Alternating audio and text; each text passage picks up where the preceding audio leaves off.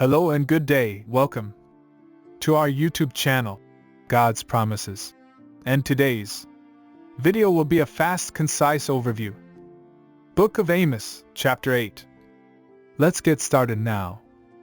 The Book of Amos is a collection of prophetic oracles that reveal God's judgment on the nations, including Israel and Judah, for their sins and disobedience. In Chapter 8, Amos delivers a powerful message about social injustice, economic exploitation, and religious corruption in Israel.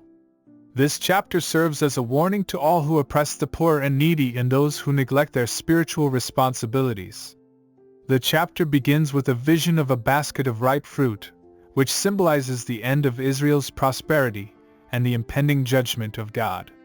The Lord declares that He will not pass over their sins any longer, and will punish them for their corruption and wickedness.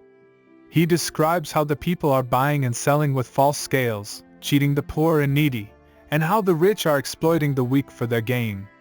He promises to send a famine upon the land, not of bread or water, but of hearing the word of the Lord. Amos then describes the religious corruption in Israel, where people are eager for the Sabbath to end so they can resume their greedy activities. The people are bringing corrupt offerings to the Lord, and their worship is meaningless because their hearts are far from Him. They are more concerned with their financial prosperity and self-indulgence than with seeking the Lord and doing justice. The Lord declares that He will punish them for their wickedness, and they will be brought to shame. The people's pride and arrogance will be destroyed, and they will mourn as if they were mourning for an only son. The day of the Lord's judgment will be a day of darkness, a day of mourning, and a day of destruction.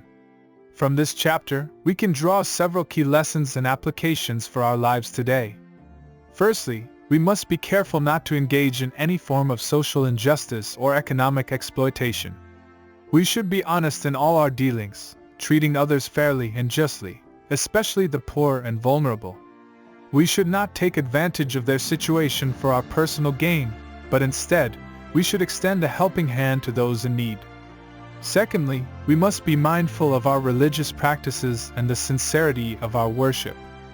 Our worship should not be reduced to mere rituals or empty gestures, but should come from a genuine heart that seeks to honor and obey God. We should prioritize our spiritual growth and seek to deepen our relationship with the Lord through prayer, studying the Word, and fellowship with other believers. Lastly, we must remember that God is a God of justice and righteousness. He will not tolerate sin and wickedness, but will bring judgment upon those who persist in their rebellion. We must heed the warnings of His word and turn away from our sinful ways, seeking His forgiveness and mercy.